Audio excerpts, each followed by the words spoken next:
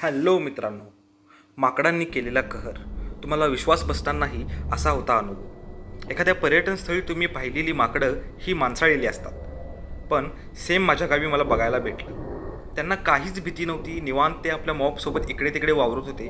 ह्यामध्ये अगदी लहान माकडांच्या पिल्लापासून वयस्कर माकडांपर्यंत सगळ्या वयोगटातील माकडे होती.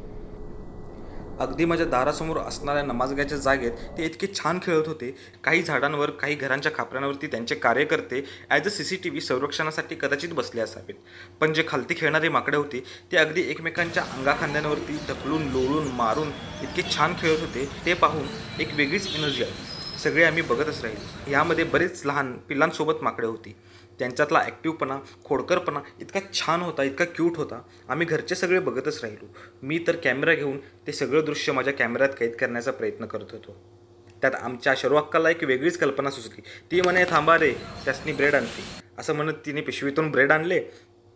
अक्का फुल जोमात, पण बाकी सगळे घरात घाबरलेले. 1-2 माकडे नसून 25-30 माकडांचा मॉब होता. बरं, तुमच्याकडे तितका ब्रेडचा साठा आहे का? ही घर सोडून ब्रेड टाकत टाकत नमाजगाच्या कुंपणापर्यंत पोचली आणि इकडे सगळ्यांचा ठोका मात्र काळजापर्यंत पोचला. जसं 3-4 तुकडे टाकले तसं अक्काला आम्ही बोललो, ते सगळं आहे ते तिथंच टाक आणि पटकन इकडे ये. एक एक माकडं खाली उतरू लागली. घरांचे पत्रे वाजू लागले, झाडं इकडे तिकडे सगळी झाडं वाजू लागली.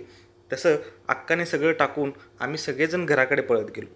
खूप छान उरसाची घाईगडबडीची ती सकाळ, पाणी आलेलं पाणी भरायला ती होणारी गडबड आणि सेम दुसऱ्या बाजूला धुमाकूळ माकडांचा, अशी ती सकाळ होती. मी जेवढं पॉसिबल होईल तेवढं ते वातावरण तुमच्यापर्यंत पोहोचवण्याचा प्रयत्न केला आहे. आणि तुम्हाला जर हा प्रसंग आवडला असेल तर तुम्ही हा सर्वांपर्यंत शेअर करा, लाईक करा, सबस्क्राईब करा. पुन्हा आपण भेटू अशा नवीन व्हिडिओमध्ये. तोपर्यंत घंटा दाबून वाट बघा माझ्या नोटिफिकेशनची. चला तर मग इथंच थांबू.